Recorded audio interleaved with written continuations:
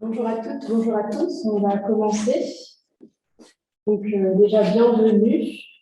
Je suis Paul Moret, chef de projet soutien et valorisation de la recherche à la CNSA, à la Caisse nationale des solidarités pour l'autonomie.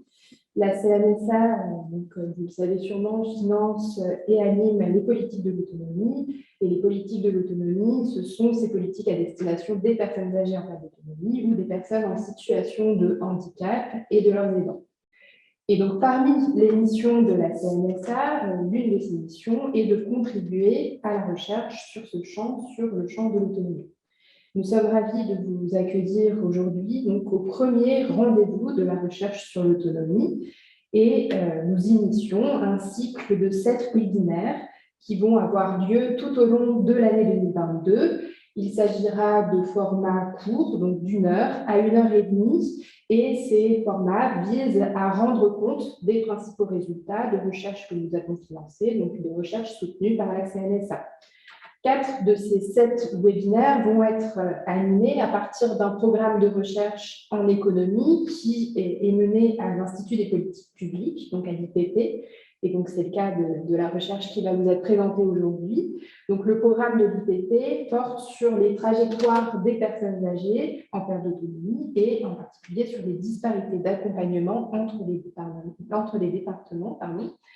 Et à côté de cette recherche menée à l'IPP, 3 autres webinaires rendront compte d'un programme de recherche, cette fois en sociologie, qui a été mené à l'École des hautes études en santé publique, à l'EHESP. Et les webinaires de l'EHESP porteront sur l'observation et l'analyse de l'offre des établissements et services médico-sociaux dans le champ du handicap, mais aussi dans le champ de la perte d'autonomie des personnes âgées, au regard des évolutions des besoins des personnes. Et donc, en particulier, il y aura 2 webinaires qui vont porter sur les habitats dits inclusifs et un webinaire sur les dispositifs d'appui à la coordination, donc les DAC.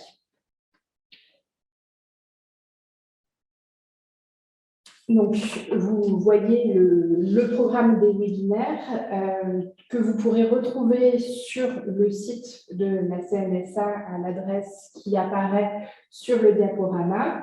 Les inscriptions sont d'ores et déjà ouvertes pour le prochain webinaire qui traitera la question du domicile ou de l'EHPAD, quel est l'environnement le plus protecteur pour les personnes âgées, avec une présentation de Delphine Roy et une discussion de Marc Bourquin.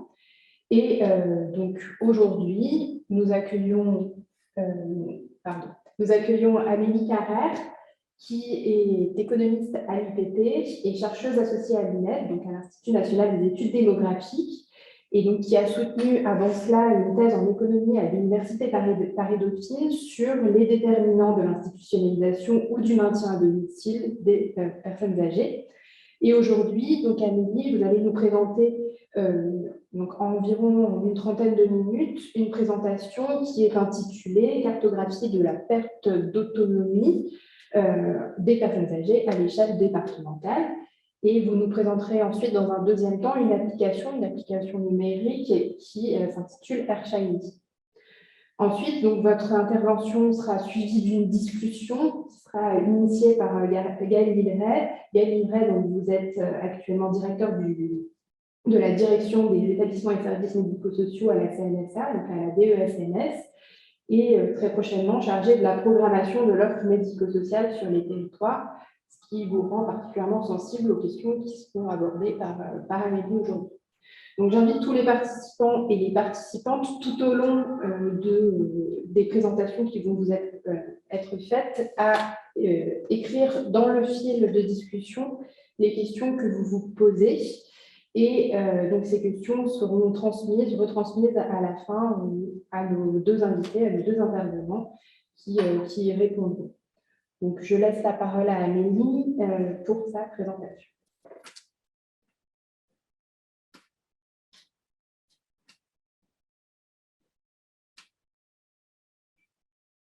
Bonjour à toutes et tous. J'espère que vous m'entendez bien et que vous voyez bien le diaporama. Donc, je suis Amélie Carrère, économiste à l'Institut des politiques publiques et chercheuse associée à l'INED. Et je vais vous présenter une partie d'un travail de recherche qui est donc financé par la CNSA dans le cadre d'un contrat de recherche sur les trajectoires et les différences territoriales de prise en charge de la perte d'autonomie. Donc, ce webinaire s'intéresse à cartographier la perte d'autonomie des personnes âgées à l'échelle départementale. Et donc, aujourd'hui, on abordera plusieurs points. D'abord, on prend un petit constat de la situation en France actuellement en termes de perte d'autonomie et quelles sont les différences entre chaque département en termes de perte d'autonomie. On l'abordera sous différents angles. D'abord, en proportion, donc quels sont les départements où, en règle générale, on a plus de personnes dépendantes en proportion, mais aussi on ira regarder les différences dans les différences, à savoir regarder est-ce qu'il y a des pertes d'autonomie différentes selon les départements? Est-ce que les départements sont exposés à une perte d'autonomie à des âges plus précoces que d'autres départements? Et enfin, quelles sont les différences de risque de perte d'autonomie à sexe et âge équivalent? Donc, si la structure démographique de tous les départements était identique, est-ce qu'on constaterait toujours des différences de perte d'autonomie entre les départements? Enfin, on répondra à deux questions, puisque ce constat amène un ensemble de questions sur la gestion de la prise en charge de la perte d'autonomie, donc à des questions en lien avec la politique publique de prise en charge de la perte d'autonomie. D'abord, quelle est la réponse apportée en termes de prise en charge? Et donc, on confrontera l'évaluation qu'on fait de la perte d'autonomie grâce à nos estimations par enquête et celle qu'on constate parmi les bénéficiaires de l'APA, donc d'un financement pour prendre en charge les dépenses de perte d'autonomie, en quoi cette mesure faite par les départements et ces estimations par enquête concordent ou sont en discordance. Et enfin, la troisième question qu'on abordera est en lien avec les mobilités résidentielles liées à l'offre de prise en charge. Et donc, on verra en quoi ce qu'on constate en termes de différence de perte d'autonomie sur les territoires peut être accentué par le fait qu'il y a des mobilités résidentielles à l'entrée en établissement des personnes âgées. Donc, avant de commencer, un petit rappel sur ce que c'est que la perte d'autonomie. Donc, la définition de la perte d'autonomie, c'est l'incapacité partielle ou totale à réaliser des activités de la vie quotidienne sans l'aide d'une tierce personne. Mais la dépendance est complexe. Elle peut survenir soudainement ou s'installer plus lentement liée à la dégradation de l'état de santé liée à l'avancée en âge. Par ailleurs, les fonctions qui sont touchées peuvent être différentes. Donc, l'état de santé fonctionnelle peut toucher les fonctions cognitives, physiques ou sensorielles, ce qui n'appelle pas le même type de besoin de prise en charge. Et donc, les conséquences sur la vie quotidienne des personnes âgées peuvent être différentes. Et par ailleurs, son intensité est différente aussi. On a des degrés de perte d'autonomie plus ou moins élevés selon un type spécifique de perte d'autonomie. Donc, tout ça amène à déjà se poser la question de comment mesurer la perte d'autonomie. Et il n'existe pas de mesure unique. On ne peut pas dire une personne est dépendante et une autre ne l'est pas, mais il y a des besoins différents de prise en charge selon comment on mesure la perte d'autonomie. Et donc, en confrontant plusieurs mesures, on a une fourchette très large du nombre de personnes qui seraient dépendantes en France actuellement, entre 1,9 et 3,9 millions de personnes âgées qui sont dépendantes en 2015 en France métropolitaine, parmi les 60 ans ou plus. Ces estimations reposent sur principalement deux mesures de la perte d'autonomie. Une mesure plutôt, on va dire, épidémiologique, basée sur un concept qui a été développé par Verbrugge et Jett en 1994, qui est le processus de dépendance. Donc, le processus de dépendance, c'est en fait le fait de considérer que la perte d'autonomie est un processus cumulatif, qu'un ensemble de chocs de santé ou l'avancée en âge fait qu'on va avoir un état fonctionnel qui se dégrade, donc des limitations fonctionnelles qui sont qui vont toucher les personnes âgées. Donc, on distingue 3 types de limitations fonctionnelles, usuellement, les limitations physiques, limitations sensorielles et les limitations cognitives. Et lorsque ces limitations fonctionnelles ne sont pas compensées, dans le sens où, par exemple, une personne qui a des difficultés pour marcher va, avec une canne, quand même pouvoir se déplacer, sa difficulté sera compensée et donc elle ne sera pas considérée comme ayant une restriction d'activité, ne pouvant pas aller faire ses courses. Par contre, si même avec une aide technique ou un aménagement du logement, ce type de difficulté n'est pas compensé, elle va générer ce qu'on appelle des restrictions d'activité, donc vraiment de la perte d'autonomie, puisque ce sont d'autres personnes qui doivent faire ou assister la personne âgée pour réaliser des activités. Et donc, c'est ce troisième item du processus de dépendance, la restriction d'activité. Et donc, c'est cumulatif, puisque un ensemble de chocs de santé et de limitations fonctionnelles peuvent contribuer à cumuler un état de santé dégradé et donc des restrictions d'activité. Donc, grâce aux enquêtes qu'on mobilise, on peut justement reconstruire ce processus de dépendance de Verbrugge et Jett. Et par ailleurs, en France, on utilise une mesure synthétique et administrative de la perte d'autonomie. C'est celle qui est mobilisée par les départements pour estimer le besoin de prise en charge des personnes âgées. Et donc, c'est le groupe ISO-ressources, GIR. Et donc, sur un ensemble d'axes, grâce à une grille d'évaluation, les départements, les équipes médico-sociales des départements évaluent l'état de santé des personnes âgées et attribuent un GIR qui va de 1 à 6. Et les personnes dépendantes sont déclarées dépendantes si elles ont un groupe ISO-ressources, compris entre 1 et 4. Et donc, selon cette mesure et l'estimation faite par les conseils départementaux, on évalue à 1,2 million le nombre de personnes âgées dépendantes selon cette mesure en 2015.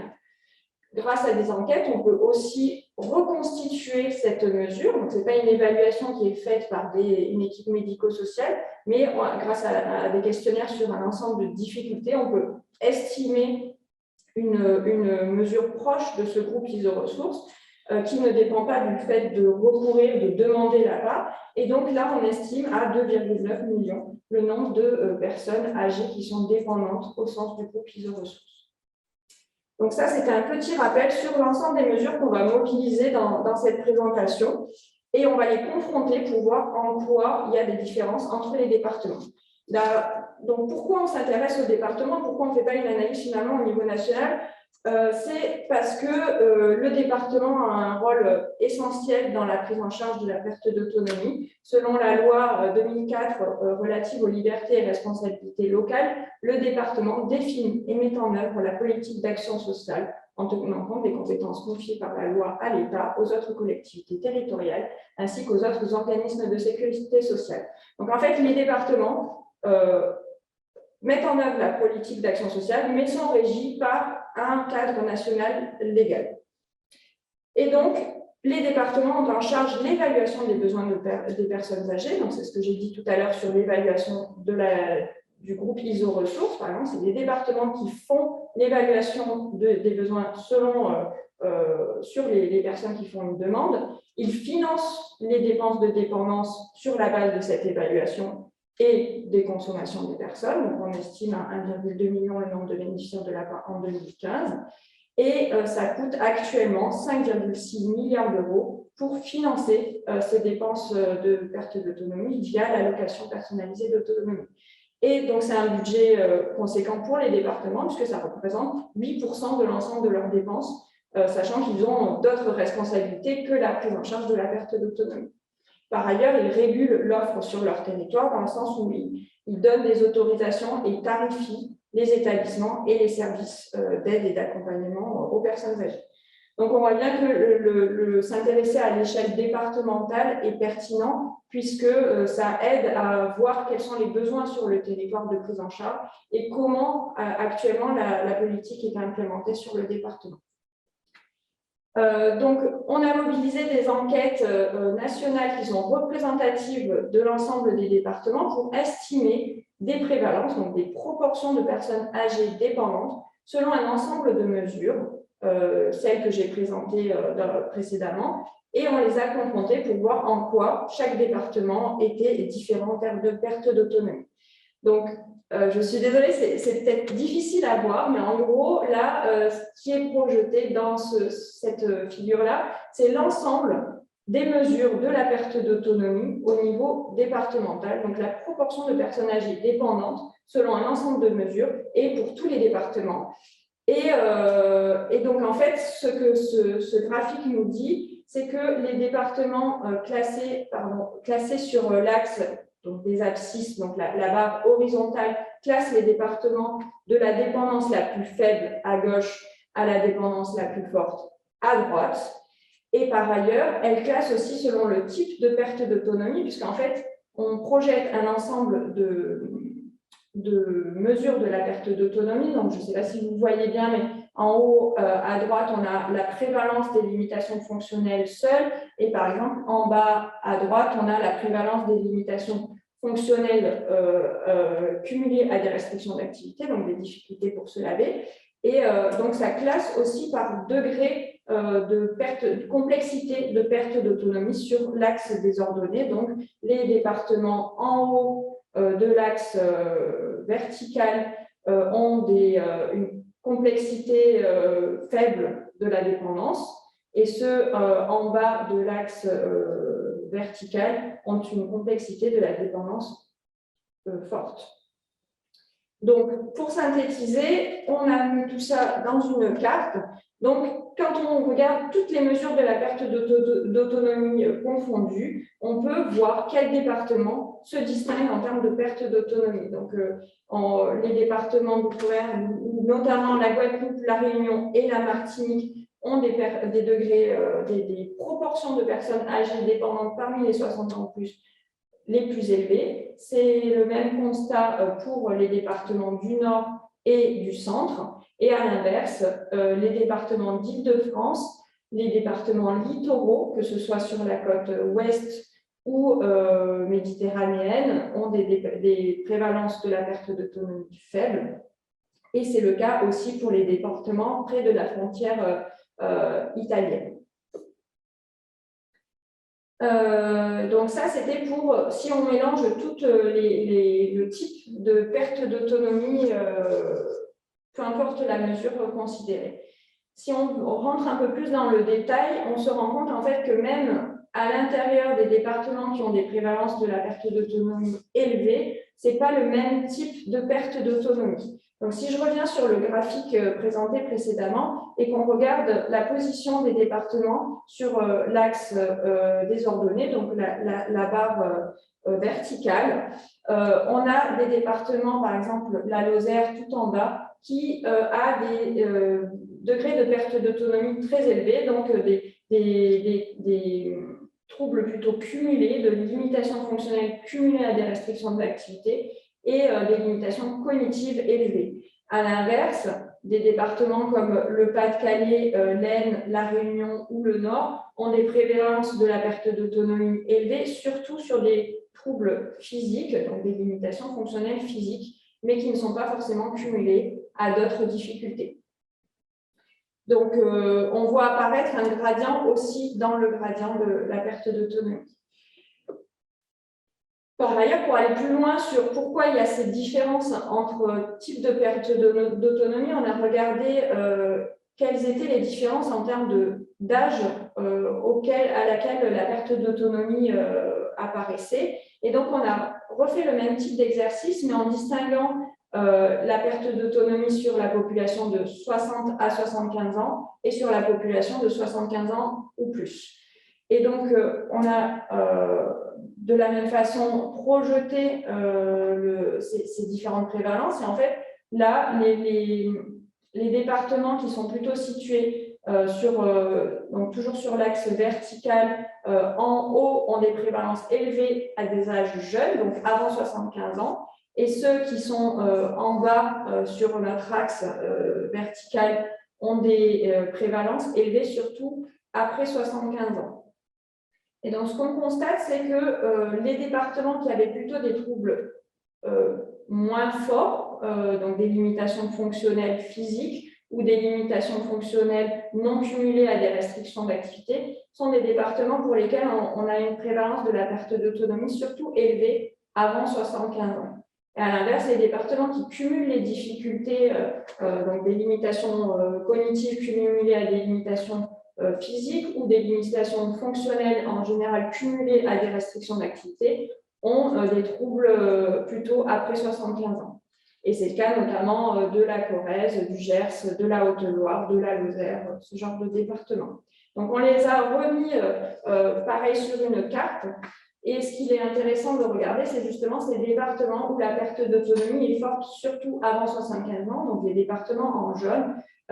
Et donc, voilà, on savait déjà que le Nord était les départements du Nord étaient confrontés par une prévalence de la perte d'autonomie élevée. Mais ce qu'on voit, c'est que finalement, il y a aussi la frontière entre l'Île-de-France et le Nord, vraiment Nord-Pas-de-Calais et Nord. Il y a des départements qui apparaissent, qui ont une perte d'autonomie forte, mais surtout à des âges avant 75 ans.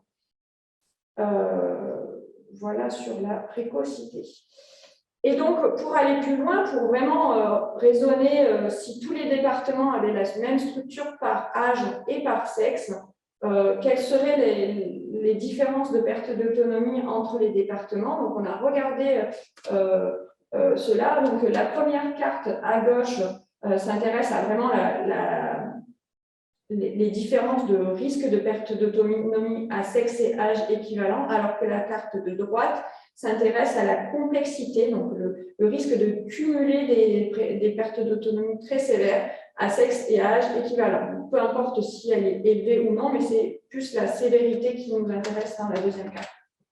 Donc, ce qu'on constate, c'est que la Guyane, la Réunion et la Guadeloupe sont des départements, donc, comme on savait, qui ont une longévité plutôt faible, mais qui connaissent des pertes d'autonomie fortes, des prévalences fortes, donc des risques de perte d'autonomie très élevés par rapport à leur âge. Donc, s'ils avaient la même structure par âge et sexe que les autres départements, on s'attendrait à avoir encore plus de pertes d'autonomie dans ces départements. Et aussi, on voit que dans le nord de la France, on a des prévalences des risques de perte d'autonomie aussi élevés à sexe et âge équivalent. Et le centre aussi continue à avoir des risques élevés malgré le contrôle sur le sexe et l'âge. Et ce qu'on voit sur la complexité de la perte d'autonomie, c'est que, par exemple, on voit surtout ce qui est frappant, moi, ce qui m'a frappé, c'est la Guyane qui a donc des risques très élevés, mais par contre, le risque d'atteindre une perte d'autonomie complexe, de cumul de plusieurs types de difficultés est plus faible. Justement, sans doute du fait qu'actuellement, en Guyane, les personnes n'atteignent pas des âges très élevés pour cumuler des cumuls de perte d'autonomie. Et voilà. Alors qu'on voit que toujours dans les départements du centre, le risque de cumul de difficultés est toujours élevé, même à sexe et âge équivalent. Alors, donc là, on a présenté un ensemble de mesures de la perte d'autonomie et ce qui nous intéresse de savoir, c'est concrètement en quoi ces mesures concordent avec l'estimation, l'évaluation qui est faite de la perte d'autonomie par les conseils départementaux. Donc, il faut savoir que les conseils départementaux font une estimation, une évaluation de la perte d'autonomie uniquement pour les personnes qui demandent l'APA et donc les écarts déjà qui sont constatés peuvent être en partie liés au fait qu'il y a des personnes qui ne demandent pas l'APA et qui pourraient en avoir besoin. Et donc, sur tous les départements, en fait, on constate qu'il y a une estimation de la perte d'autonomie par enquête qui est beaucoup plus élevée que l'estimation qui est faite par les départements du fait justement de cette non-demande à l'APA. Donc, voilà, il y a toujours un écart plus élevé pour l'estimation qui est faite par enquête. Et ce qu'on voit, c'est donc en Guyane, donc les départements, en tout cas en rouge, sont ceux pour lesquels l'écart entre l'estimation faite par enquête et l'estimation faite par les départements est la plus élevée. Et les départements en bleu foncé sont les départements pour lesquels cet écart est le plus faible. Donc, on voit qu'en Guyane et en Guadeloupe, les écarts sont les plus forts, alors que, par exemple, pour l'Hérault, les écarts sont les plus faibles. Donc, les éléments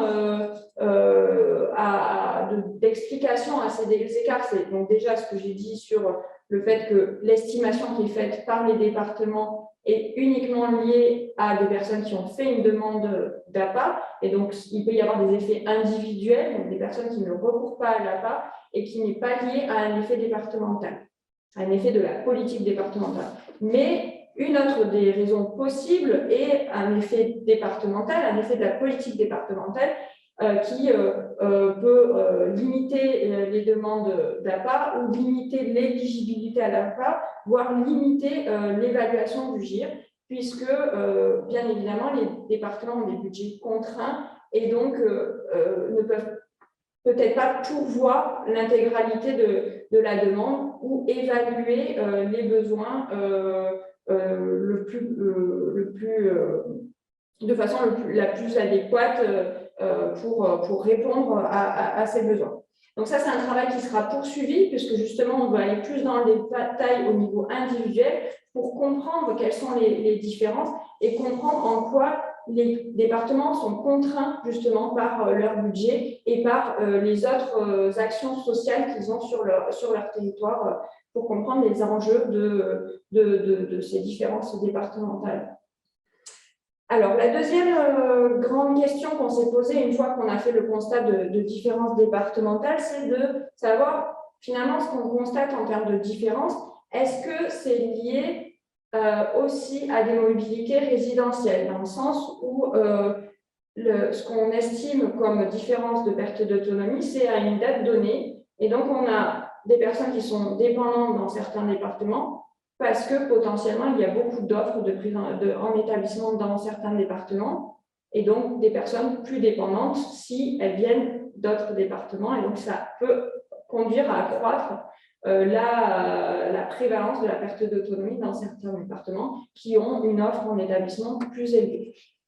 Et donc, comme dans nos enquêtes, on a aussi le département de résidence avant l'entrée en établissement, on a essayé de comparer en quoi ces mobilités résidentielles pouvaient modifier le paysage de la perte d'autonomie en France. Donc d'abord, il faut savoir que en fait, ces mobilités résidentielles, elles sont très limitées. On a seulement 0,5% des personnes âgées de 60 ans ou plus qui résidaient dans un autre département avant leur entrée en établissement. Donc on a vraiment, c'est quelque chose de très marginal. Donc, on ne s'attend pas à ce que ça modifie drastiquement la cartographie qu'on a présentée précédemment. Par contre, on voit que la mobilité résidentielle à l'entrée en établissement est très concentrée sur certains départements. Donc là, ce qui est présenté, c'est dans la carte de gauche, c'est le pourcentage de personnes de 60 ans ou plus qui sont arrivées dans un nouveau département du fait de l'entrée en établissement. Et la carte de droite, c'est la proportion de personnes âgées qui ont quitté leur département pour aller dans un établissement, dans un autre département. Donc, ce qu'on constate, c'est que les territoires qui attirent finalement le plus de personnes âgées dépendantes du fait de l'entrée en établissement sont les départements de Lozère, donc en bas, à 1,9% de nouveaux arrivants âgés de 60 ans ou plus dans leur département, et Lyon à 1,4%. Par ailleurs, les départements qui sont les plus tités, pour lesquels la proportion de personnes qui vont dans un autre département pour aller en établissement sont principalement localisés en Île-de-France. Donc, on a Paris, les Hauts-de-Seine et le Val-de-Marne. Et en fait, en regardant plus en détail sur ces départements particuliers, on constate que les départements où il y a le plus de changements de département, de département à l'entrée en établissement, sont aussi ceux pour lesquels l'offre de prise en charge en établissement et la plus faible et aussi la plus coûteuse, dans le sens où les personnes qui ont changé de département avaient avant une accessibilité aux établissements plus faible, en moyenne plus faible que les personnes qui n'ont pas changé de département, mais aussi plus faible que l'accessibilité moyenne dans leur nouveau département quand ils sont en établissement. Et ça, ce même constat est fait sur les tarifs. Donc, les personnes qui ont changé de département avaient des tarifs plus élevés dans leur département d'origine que dans leur nouveau département, ou en général que dans les autres départements. Donc, comme je l'ai dit, c'est quand même quelque chose de marginal, les mobilités résidentielles du fait de l'entrée en établissement. Donc, ça change très peu la cartographie de la perte d'autonomie en France. Mais par contre, en localisant au département d'origine, finalement, ça accentue les différences parce que c'était sur des départements où la perte d'autonomie était déjà faible qu'il y a plus de mobilité résidentielle du fait de l'entrée en établissement. Donc, on voit par exemple que l'Île-de-France est un département qui bénéficie plutôt de cette mobilité résidentielle. Donc, les départements en rouge sont ceux pour lesquels l'amélioration de la prévalence de la perte d'autonomie est la plus forte du fait de la mobilité résidentielle. Et les départements en bleu foncé sont ceux pour lesquels les départements pâtissent finalement le plus de cette mobilité résidentielle parce qu'ils accueillent des nouvelles personnes âgées dépendantes. Donc, on voit ce qu'on voyait finalement tout à l'heure, où les départements pour lesquels il y a le plus de personnes qui quittent ces départements voient leur prévalence de la perte d'autonomie s'améliorer. Et donc, ça se concentre que sur certains départements. Donc, ça ne modifie pas globalement la cartographie de la perte d'autonomie, mais ça permet, c'est bénéfique que pour certains. Donc, pour conclure rapidement, ce qu'on a vu aujourd'hui, c'est qu'il y avait des différences départementales de perte d'autonomie en prévalence. Donc, on a la Guadeloupe, la Réunion, la Martinique, le Nord et le Centre qui ont des prévalences élevées. Par contre, elles sont faibles en Île-de-France et dans les départements littoraux. On a des différences aussi dans le type de perte d'autonomie. Le Pas-de-Calais est plus touché par des troubles physiques, la Guadeloupe par des troubles cognitifs et la Lozère par des restrictions pour se laver. Et on a aussi des départements qui connaissent des difficultés précoces, c'est notamment le cas du Nord et de la Seine-Saint-Denis.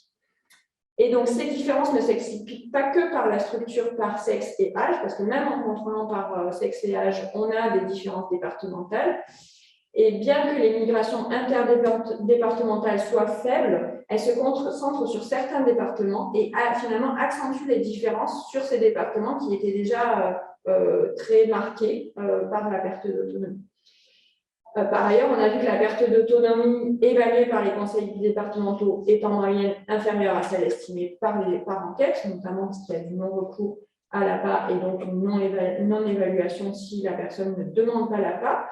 Et donc, ça questionne sur l'accès à cette prise en charge, l'allocation personnalisée d'autonomie. Est-ce que ces différences sont liées à des choix individuels de non-recours ou est-ce que c'est lié à des contraintes départementales en termes d'implémentation de la prise en charge?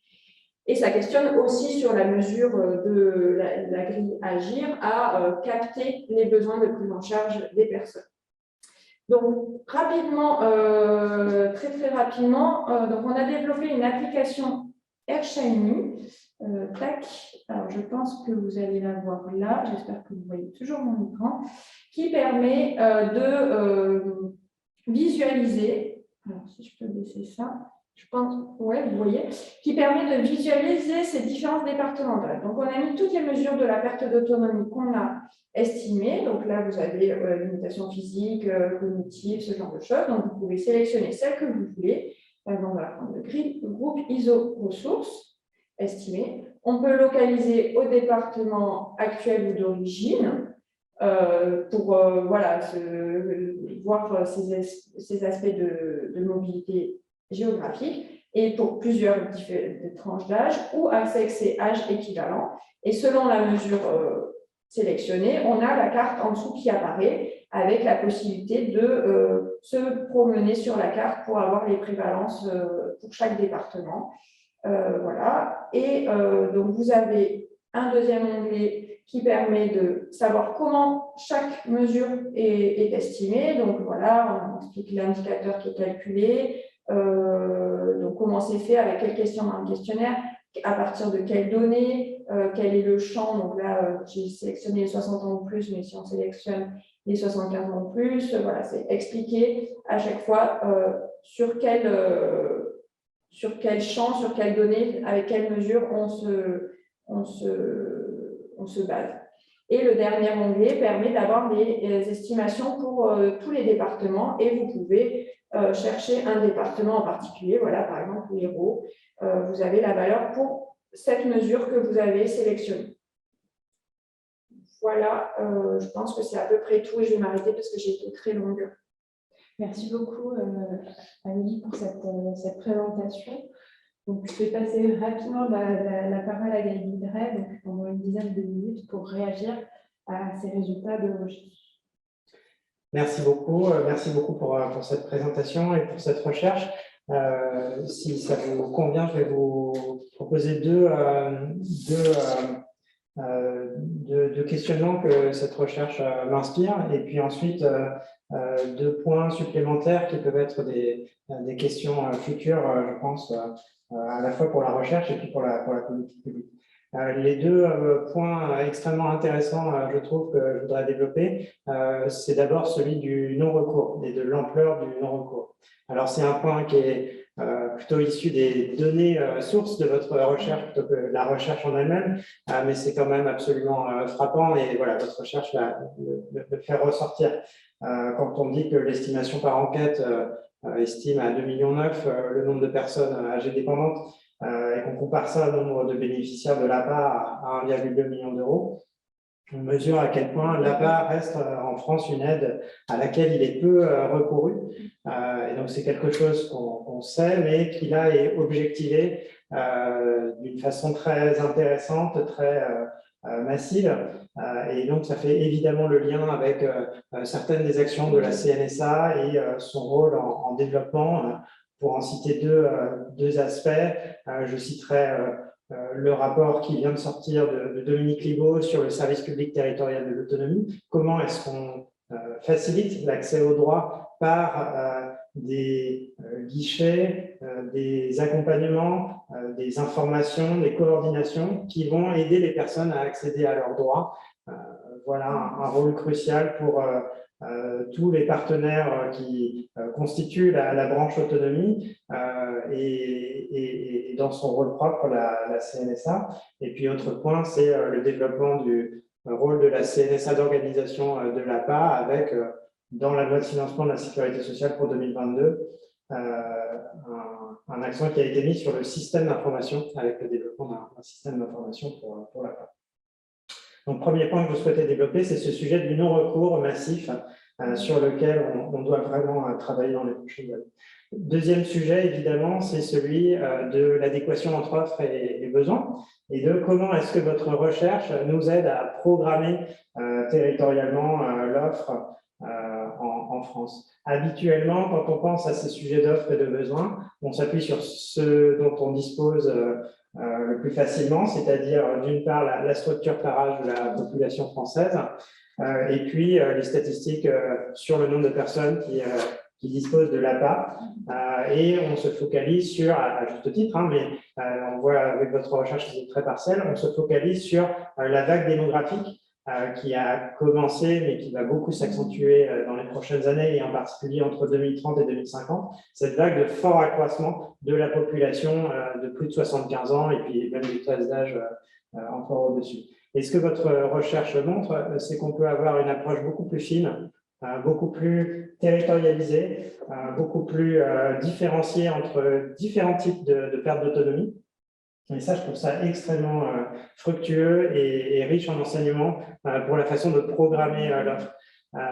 Demain, quels sont les besoins de la France pour l'offre en établissement, l'offre en service d'aide et d'accompagnement à domicile, pour l'offre également de services de soins infirmiers à domicile, et puis pour d'autres sujets, on pourrait parler des sujets d'accueil de jour, on pourrait parler des sujets d'offres de prévention également. Pour tous ces sujets-là, Avoir une approche qui soit extrêmement territorialisée, c'est capital au vu des résultats de notre recherche, parce que oui, avoir 85 ans à Arras, à Bobigny, dans les Yvelines ou à Mamoudzou en Guyane, ce sont des réalités extrêmement différentes et donc l'approche par âge ne suffit vraiment pas et il faut avoir une approche très, très territorialisée, très différenciée, c'est crucial. Et puis aussi, ces différentes offres possibles que j'ai mentionnées, elles s'adressent à des types de pertes d'autonomie différents. Et là, pour la première fois, je trouve, on a des clés de lecture extrêmement intéressantes sur comment est-ce que ces types de pertes d'autonomie existent différemment selon les territoires. Donc, pour nous aider à programmer l'offre dans les prochaines années et comment est-ce qu'on va collectivement en France faire face à l'augmentation des besoins, eh bien, je crois que c'est très précieux d'avoir votre recherche. Donc, non-recours, adéquation offre-besoin, c'est vraiment les deux sujets que votre recherche nous aide à éclairer. Deux interrogations aussi de ma part sur des sujets qui pourraient être complétés. D'abord, je crois qu'il est crucial de croiser votre recherche avec les sujets de sociologie des populations. Puisque, en fait, pour déterminer quelle est l'offre adaptée, la question de l'isolement des personnes, la question de la présence ou de l'absence d'un aidant est cruciale. On sait que c'est un des grands facteurs de l'entrée en établissement, par exemple. Et on sait que, là aussi, les choses sont très territorialisées. Il y a des modèles sociologiques très différents en France. Et les approches traditionnelles qu'on a tous avec, par exemple, le modèle méditerranéen et les enjeux rural-urbains méritent sans doute d'être renouvelés à la lumière des évolutions sociologiques d'aujourd'hui. Et donc, voilà, croiser avec des approches sociologiques sur cette question de la présence ou de l'absence des aidants, je crois, serait extrêmement précieux. Et puis, votre approche sur les migrations à l'entrée en établissement est intéressante. La question que ça m'inspire, c'est la question de dans quelle mesure ces migrations sont choisies ou sont subies. On a certainement un nombre conséquent de migrations qui sont choisies. Voilà, il y a des raisons de proximité géographique, notamment dans les petits départements. Il y a des raisons de rapprochement familial. Enfin, voilà, il y a plein de raisons qui font qu'on va dans un autre département, mais il y a aussi, c'est certain, des migrations qui sont subies. Pourquoi est-ce que certaines personnes se trouvent contraintes? Est-ce que c'est des raisons d'insuffisance de l'offre à certains endroits? Est-ce que c'est des raisons de contraintes financières? Comment est-ce qu'on analyse tout ça plus finement? Ce sont des choses à creuser, je pense. Voilà quelques mots pour ma part et encore merci pour la qualité de votre recherche et de votre présentation. Merci beaucoup pour tous ces commentaires. Je suis ravie que ça amène plus de questions et que ça intéresse aussi du coup la CNSA et l'intégralité des acteurs sur le sujet. Alors sur le non-recours, ça va être dans le prolongement des travaux. Donc là, c'était vraiment le début des travaux sur les différences territoriales de perte d'autonomie entre les départements. Et donc là, on a un autre axe, notre dernier axe qui sera présenté en octobre, qui est sur les différences territoriales vraiment de prise en charge. Et donc là, on peut vraiment aller plus loin dans l'approche du non-recours à la part et pas seulement parce que là, c'est des agrégats au niveau départemental, donc il y a des effets qui se compensent, on ne sait pas trop, voilà, on a une évaluation moyenne au niveau département et une évaluation moyenne du département au niveau département, mais on ne sait pas si au niveau vraiment individuel, voilà, il y a du non-recours, puis s'il n'y a pas de non-recours, il y a moins de consommation. Voilà, on va vraiment aller dans le détail et donc là, on ne pourra pas faire une approche départementale, mais grâce aux données de l'enquête CARE, on a vraiment le processus de demande d'APA où on a des personnes qui demandent, qui ont une évaluation, puis ensuite qui sont bénéficiaires ou non de l'APA. On a aussi des informations sur leur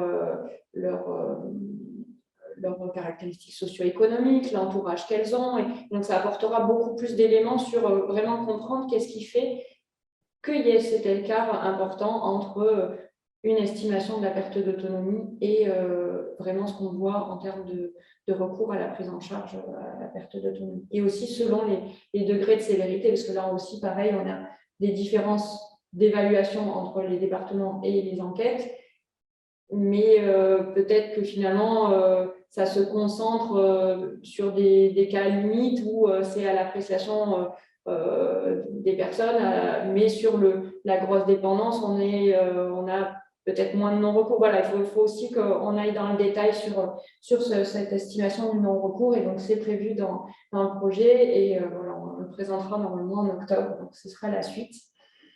Et sur cette question sur l'adéquation entre l'offre et les besoins, on va aller justement encore plus loin. Donc là, dans le cadre d'un autre projet, mais l'objectif, c'est non pas, on ne pourra pas mesurer la perte d'autonomie au niveau communal, mais on veut l'estimer justement à partir de mesures qu'on a de la perte d'autonomie grâce à des enquêtes et d'informations de caractéristiques socio-économiques, de sociodémographiques, d'environnement. On veut pouvoir prédire la perte d'autonomie au niveau au niveau communal pour avoir vraiment beaucoup plus d'informations. Donc, ce sera un exercice difficile. On ne sait pas si les résultats seront concluants. Mais l'objectif aussi, c'est d'avoir encore plus de détails sur finalement quels seront les besoins de prise en charge très locaux. Quel type de structure il faut développer selon les territoires dans lesquels vivent les personnes pour justement faciliter la prise en charge et se questionner sur justement est-ce que c'est mieux d'avoir des établissements ou des structures, des services d'aide voilà, répandus sur tout le territoire ou rassemblés à certains endroits. Voilà, on va se questionner là-dessus et se questionner sur ensuite la question des mobilités résidentielles subies ou choisies pour aller plus loin dans le détail, de regarder sur certains territoires où finalement le maillage est important, l'offre est accessible, mais qu'il y a quand même des mobilités. Donc, qu'est-ce qui fait qu'il y a des personnes qui quand même choisissent d'aller ailleurs, et par ailleurs, celles qui changent de département ou qui vont dans d'autres communes parce qu'il n'y a pas d'offre, voilà, est-ce que c'est vraiment subi ou il y a aussi d'autres choses qui font qu'elles préfèrent aller ailleurs. Donc voilà, pareil, on ira plus dans le détail, et c'est un projet qui va continuer même après le projet CNSA, et donc voilà, on aura encore plus d'éléments à apporter, mais c'est à poursuivre, et on les présentera et on informera la CNSA de tous ces résultats. Merci pour cette discussion et pour les éléments de réponse et les suites à donner à ces résultats que vous nous avez présentés aujourd'hui. Je vous propose qu'on passe donc à normalement vos questions que vous avez pu poser dans le fil de discussion, et donc je laisse la parole à Delphine Roy qui va retransmettre vos questions à nos deux intervenants. Oui, alors vous m'entendez, c'est bon? Très bien. Donc, il y a beaucoup de questions. Il y en a certaines qui sont pour plutôt la CNSA et d'autres plutôt pour Amélie. Je vais peut-être commencer par celles qui sont pour la CNSA. Je vais faire un petit lot. Donc, il y en a une qui est: est-ce que l'utilisation de via trajectoire pour l'entrée en EHPAD ne va pas modifier la mobilité qu'on observe par la multiplicité des possibles des demandes que l'application permet? Est-ce que la CNSA peut préciser l'étude sur le non-recours qu'elle a citée? Est-ce que la CNSA verrait des façons d'aider les bailleurs sociaux à maintenir les personnes âgées dépendantes chez elles, puisque le maintien à domicile semble la solution préférée? Face à de telles disparités départementales aussi, est-ce que la CNSA envisage de mettre en place un cahier des charges par territoire pour les futurs services autonomie, ou bien un cahier des charges national? Et enfin, quid de l'ouverture des GEM aux personnes âgées en perte d'autonomie? Ça, c'était les questions qui s'adressaient plutôt à la CNSA. Et ensuite, pour Amélie, on a deux questions sur plutôt la cartographie de la perte d'autonomie en tant que limitation et restriction d'activité. Est-ce que la compensation des limitations ne dépend pas des facteurs génétiques de chacun et quid du lien entre les conditions de vie précaires, en particulier logement, conditions économiques, le lien social autour de la personne âgée et entrée en dépendance. Ensuite, quelques questions sur l'APA. Donc, il y a beaucoup de réactions sur la grille Agir, les limites de la grille Agir. Donc, est-ce que en particulier l'évaluation Agir ne dépend pas des évaluateurs, des médecins qui la réalisent, ou est-ce qu'elle est réalisée par un médecin traitant ou par le département, pas assez en lien avec les CARSAT. Est-ce que la définition du coup de l'APA ne serait pas vraiment finalement différente d'un département à l'autre? Et enfin, est-ce que le girage ne prendrait pas assez en compte le logement pour permettre le maintien à domicile? Est-ce qu'on devrait davantage évaluer les conditions de logement des personnes? Et dernière question un peu sur l'APA, mais l'entrée en dépendance aussi. Est-ce qu'on connaît l'impact de la densité de l'offre associative sur l'entrée en dépendance, ou, par exemple, comme les initiatives du type Mona Lisa? Est-ce qu'on sait si elles peuvent retarder la perte d'autonomie? Voilà, ça c'était sur l'APA. Et enfin, deux question plus générale. Une, quels sont les biais méthodologiques qui peuvent affecter les analyses présentées? Donc voilà, vaste question. Et plus précisément, enfin une autre question, mais plus ponctuelle, ça c'est des analyses qui ont été présentées portent sur des données de 2014-2015. Qu'en est-il aujourd'hui? Est-ce qu'on connaît les évolutions depuis ces dates? Et après, j'ai une petite série de remarques comme l'interprétation audacieuse des écarts entre gir estimé et gir attribué, ou bien le fait qu'il faudrait rencontrer l'ensemble des retraités pour vérifier les vrais besoins, le fait que le non-recours à l'APA peut provenir d'une méconnaissance du dispositif. Une autre question, est-ce qu'on pourrait avoir le nombre de personnes en perte d'autonomie par département en plus du taux? Et est-ce qu'on pourrait aussi étendre l'analyse au GIR 5-6 pour aider à projeter l'offre future, notamment celle des caisses de retraite, de l'action sociale des caisses de retraite? Voilà, je suis désolée si j'ai raté des questions, notamment les toutes dernières qui viennent d'arriver pendant que j'étais en train de restituer celle-ci. Mais déjà, ça fait pas mal de questions à la fois pour la CNSA et pour Amélie.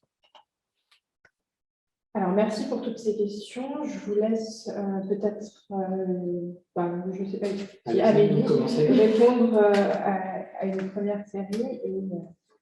Alors, merci pour toutes ces questions. Je ne sais pas si je vais pouvoir répondre à tout. Je vais commencer par les plus faciles. Alors, sur les données, donc oui, ça date de 2014-2015. On a des enquêtes qui sont actuellement sur le terrain, qui viennent d'être terminées, qui permettront de mettre à jour ces estimations. Donc, on a l'enquête EHPA de 2019-2020 qui vient d'être collectée, dont les données ont été apurées, donc on pourra mobiliser, qui renseigne sur l'état de perte d'autonomie des personnes en établissement. Et on a l'enquête VQS, vie quotidienne et santé, qui vient d'être collectée, qui interroge des personnes de tout âge et qui est représentative au niveau départemental des personnes résidant en logement ordinaire. Donc, on va faire le même travail méthodologique d'assemblage de ces deux enquêtes pour reproduire l'estimation et donc voir en quoi ces différences départementales ont évolué. Est-ce que il y a des effets aussi de cohorte qui expliqueraient un vieillissement différencié et une perte d'autonomie différenciée sur les territoires. Donc, ça, pour l'instant, on n'a pas encore accès aux données, mais on prévoit de le faire par la suite.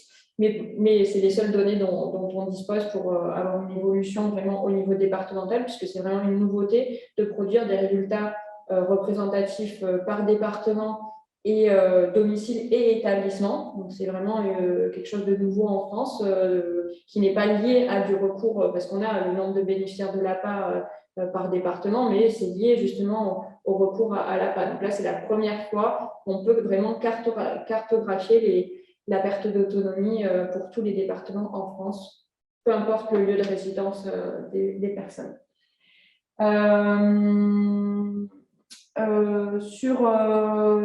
Sur la compensation de la dépendance qui serait liée à des capacités génétiques, alors c'est plus la compensation, pour moi, en tout cas de ce que je comprends du processus de perte d'autonomie, la compensation qui serait génétique, elle est finalement entre l'avancée en âge et les maladies qui affectent les fonctions des personnes, qui fait qu'il y a peut-être des inégalités génétiques qui conduisent des personnes à subir des limitations fonctionnelles. Et donc, certaines personnes, peut-être, leur corps permet de mieux gérer des maladies et une avancée en âge et qui ne conduit pas à des limitations fonctionnelles.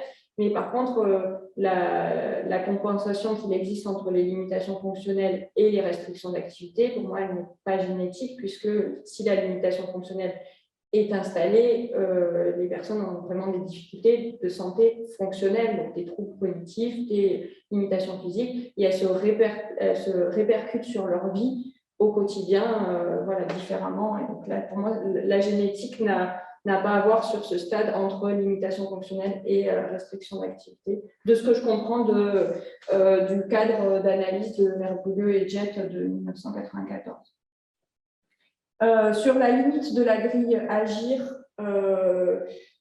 c'est un peu l'objectif aussi de cette présentation, c'est pas de questionner est-ce que la grille Agir permet de vraiment capter les besoins des personnes âgées, mais en tout cas de voir que la perte d'autonomie en fait n'est pas unique, qu'il n'y a pas une perte d'autonomie, et que même si la grille Agir permet d'introduire un gradient de perte d'autonomie entre les personnes, même une personne en GIR 3 va pas avoir le même type de trouble, et donc la réponse à apporter va être différente, et c'est justement le rôle des départements d'orienter vers un certain type de prise en charge. Donc c'est pour ça que c'est essentiel d'avoir un rôle départemental, une réponse vraiment très locale dans les besoins pour identifier justement cette différence. Et donc, cette présentation, l'objectif, c'est pas de remettre en question la grille Agir, mais justement de voir que une mesure peut-être ne suffit pas, et c'est pour ça qu'on a besoin d'aller vraiment évaluer et de pas d'évaluer les besoins des personnes pour répondre au mieux à leurs besoins et leur donner un plan d'aide qui répond à leurs besoins. Typiquement, introduire des aides techniques dans les plans d'aide ou de l'accueil de jour ou voilà, un ensemble de dispositifs qui est lié à la perte d'autonomie des personnes. Ensuite, sur qu'est-ce que je pourrais dire d'autre, oui, la définition de l'APA, elle n'était pas différente d'un département à l'autre. Je pense que d'une personne à l'autre, peut-être, il y a une grille nationale qui est définie, il y a donc une grille d'évaluation nationale qui est définie, il y a des barèmes qui sont définis, mais bien évidemment, de ce que j'ai compris de l'évaluation qui est faite à domicile, on a c'est des personnes qui sont en face d'autres personnes et qui, même si elles ont un critère, bien évidemment, il y a d'autres facteurs qui viennent en jeu, et donc même on a une définition, une évaluation même soi-même qui peut être différente d'un jour à l'autre pour des personnes qui sont a priori qui auraient le même besoin. Donc bien sûr qu'il y a toujours l'évaluation est subjective et c'est pas voilà, après de là à dire une définition de la PAD différente par département, voilà, je n'irai peut-être pas jusque là. Voilà. Peut-être je m'arrête là sur les questions. Oui, du coup, je vous laisse répondre sur… Ouais, en quelques mots, alors il y a certaines questions sur lesquelles je n'aurai pas forcément de réelles réponses, mais pour commencer par la question sur à quoi je faisais référence sur la recherche sur le non-recours, bah, c'est aux travaux d'Amélie et à la base de données qu'elle utilise sur voilà, le nombre de personnes en perte d'autonomie avec l'estimation de l'enquête VQS, si je ne me trompe pas, et puis de l'autre côté, le nombre de personnes bénéficiaires de l'APA. Et sur la question des services autonomie, les services autonomie, c'est une nouvelle forme de service qui a été définie dans le cadre de la loi de financement de la sécurité sociale pour 2022, qui va rapprocher des services de soins infirmiers à domicile et des services d'aide et d'accompagnement à domicile, avec un calendrier qui est fixé et un cahier des charges, parce que c'était votre question, qui doit être défini réglementairement par décret. Et puis, voilà, évolution, un rapprochement qui va prendre plusieurs années. Et donc, le ministère, la DGCS particulièrement, est chargé de travailler sur ce décret. Après, sur les autres questions, sur l'utilisation de via trajectoire, je n'ai pas de raison de penser que ça influe significativement, mais bon, votre réflexion est intéressante hein, sur les impacts que ça peut avoir. Sur les bailleurs sociaux, je crois que leur rôle est crucial sur l'adaptation des logements, évidemment, et au regard du gradient social qui existe sur la perte d'autonomie, évidemment, le rôle des bailleurs sociaux est tout à fait fondamental pour permettre un maintien à domicile avec les différents acteurs de l'aide, de l'accompagnement et du soin à domicile. Et puis, réflexion intéressante sur les groupes d'entraide mutuelle. Voilà, donc s'il y a des initiatives locales, ce serait tout à fait intéressant de transposer ça aux personnes âgées. Eh bien, merci pour pour l'intervention et pour la discussion. Je vous invite à consulter l'article qu'Amélie a écrit sur cette question-là et qui, normalement, la référence vous a été mise dans le fil de discussion, ainsi que le lien vers l'application AirShiny. Et puis, je clôt donc ce premier rendez-vous. Je vous invite également à consulter le programme sur notre site internet. Et donc, il ne me reste plus qu'à remercier nos deux intervenants, évidemment, Delphine Roy aussi pour les questions. Sachez qu'on va garder toutes vos questions et les transmettre, donc, les garder sous le coude, comme on dit. Donc, merci à Delphine Roy pour la gestion du fil de discussion. Merci également donc, à Julia Picla pour l'assistance technique et l'aide apportée dans l'organisation technique. Et merci également à l'IPP pour l'accueil dans ses locaux. Et voilà, je termine donc ce premier webinaire. Je vous dis à la prochaine, et donc en particulier, comme le disait Amélie, avec une séance donc, le 8 novembre où on approfondira certaines thématiques qu'on a effleurées aujourd'hui. Merci à vous pour votre participation nombreuse et à très bientôt, on l'espère.